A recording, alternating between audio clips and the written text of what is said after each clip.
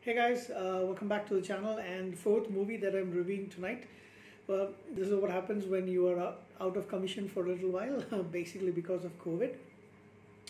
Took a couple of weeks off, of course, and then yeah, last week catching up on work. Last 5 days basically catching up on work, including a little bit today as well. But yeah, so another movie that I did watch, basically part of the Planet of the Apes rewatch that I wanted to do, and there is my collection of, there we go.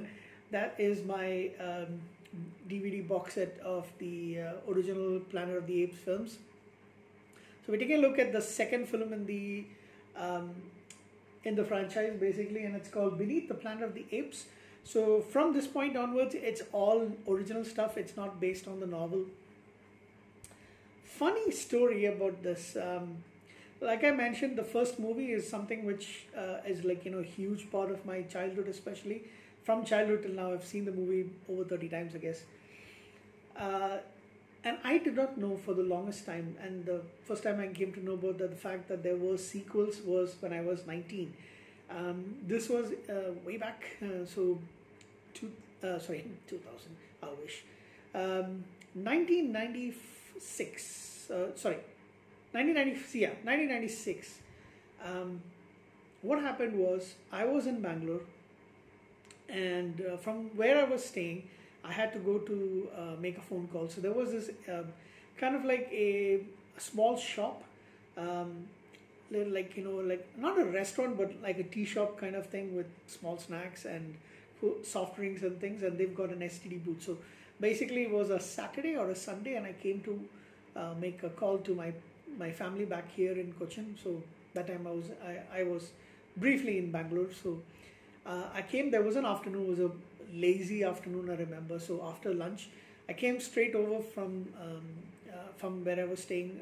Had my lunch and then came to this place to make the phone call. But the phone was out of order, and it took them a while. So they said they're expecting it to get fixed pretty soon. So if you want to stay, you can stay. And they had a television playing, and there was a cable movie running. I think it was Turner Classics, if I'm not mistaken, TNT or something like that, like some channel.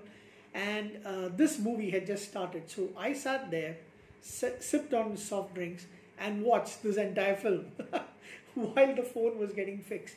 And in fact, the phone did get the telephone booth. They actually got fixed in way before the movie got over. But I quickly made my call, and the shop owners knew that I wanted to watch the film, so they told me, why don't you just stay here, and it's a very lazy day, so you can just stay here and watch the film. And they gave me free snacks and free drinks, by the way. So that is my memory of watching this movie for the first time. So like I said, I did not know that there were sequels back then, and in fact I didn't even know there were this many sequels until like maybe 10 years ago, something like that. And I did, when was it? So until 2008 or something like that, I hadn't watched the other sequels. Until 2007 or 2008, I had only watched the first two movies.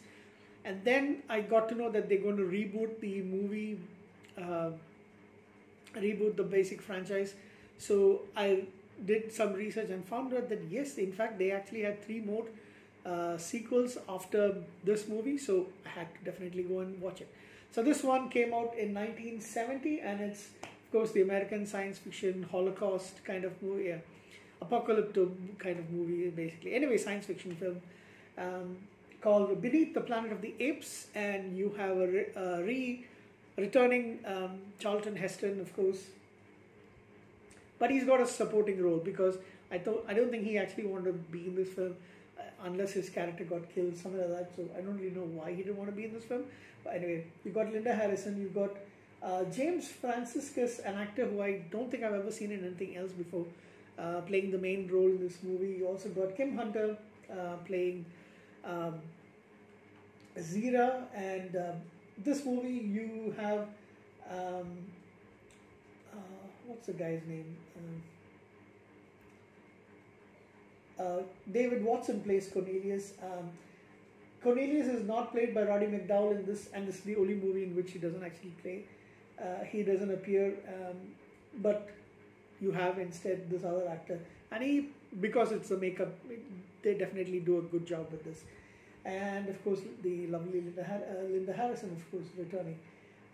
You've also got Maurice Evans returning as Dr. Sayers. A new character played by James Gregory is General Ursus, who plays the gorilla general, a warmongering, human-hating character.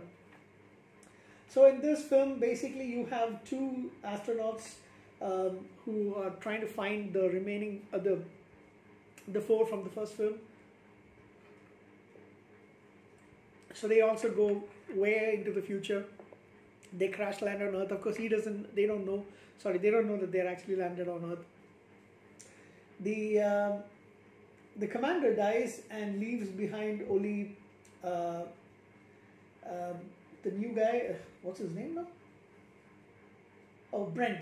His name is Brent. The skipper are the only survivors, but the skipper basically dies after crashing, and now Brent is alone.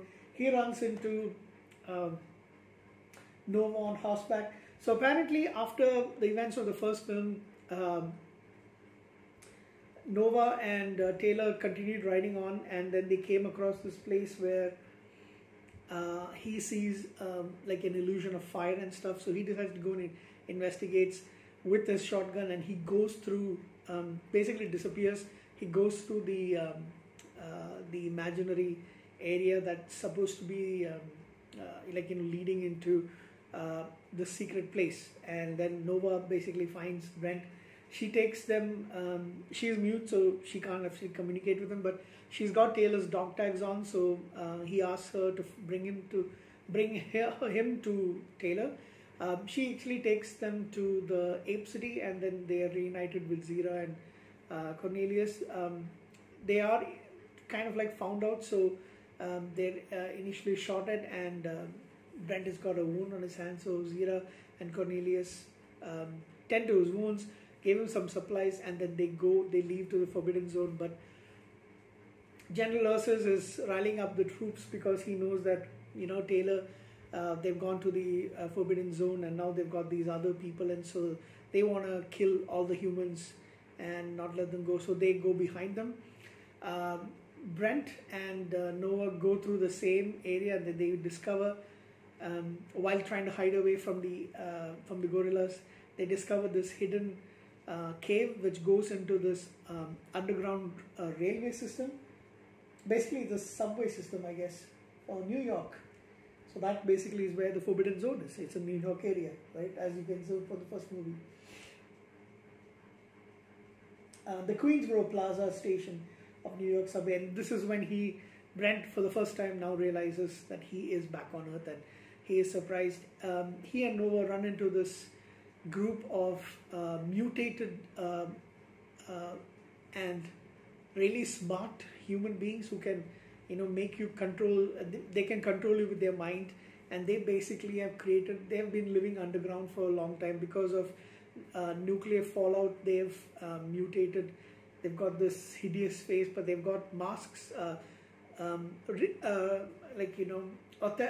would say realistic-looking masks, the face masks that they keep on top of it. They have basically devoted to this cult, the remaining survivors, the humans, the mutated humans. They are a cult where they basically worship a nuclear weapon, a nuclear missile, a nuclear bomb that is capable of destroying all life on Earth, and that basically is their religion. And they are hiding out from the gorillas, who they hate. The gorillas hate humans as well, so they are much more intelligent, of course. They pit Brent against Taylor. However, they manage to escape. They kill off the mutated human that is controlling Brent, who's attacking Taylor. And unfortunately, Nova is killed in the scuffle. By now, the gorillas have come in. They start attacking, start killing the humans. There's a big fight out. Brent is killed, shot dead, and Taylor is dying. And he asks Professor Cornelius for help, and he doesn't. He says a dialogue.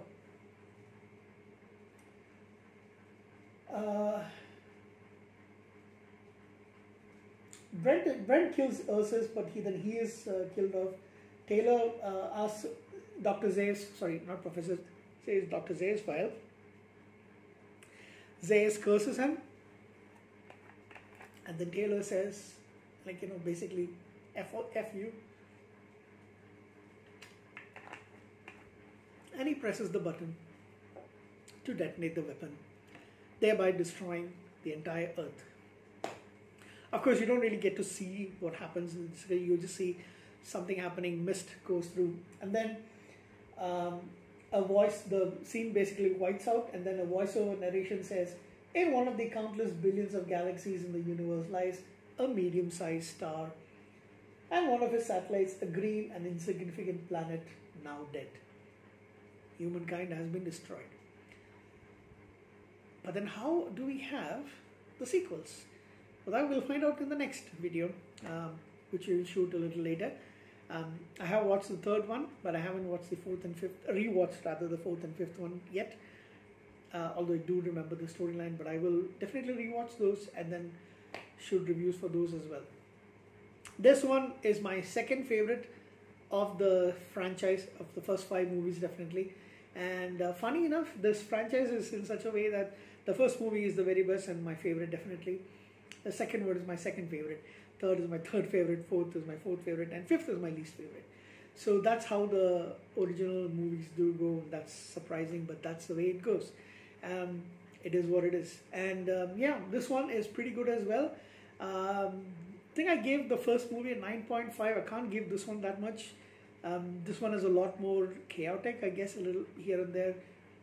I would give this film, but it's pretty enjoyable to be honest. I will give this film an 8.5 out of 10, just one score below. But it's very enjoyable for me, definitely. I don't know what you would rate it, but yeah, I do. The only thing I would say is that I wanted more Charlton Heston, more Taylor in this movie, but for some reason he didn't want to be in this film that much. So anyway, he's more of a supporting role in this film, and he wanted to be killed off. I guess we shall never know why. Anyway, that's it for Beneath the Planet of the Apes. We shall see you again pretty soon. Have a good night.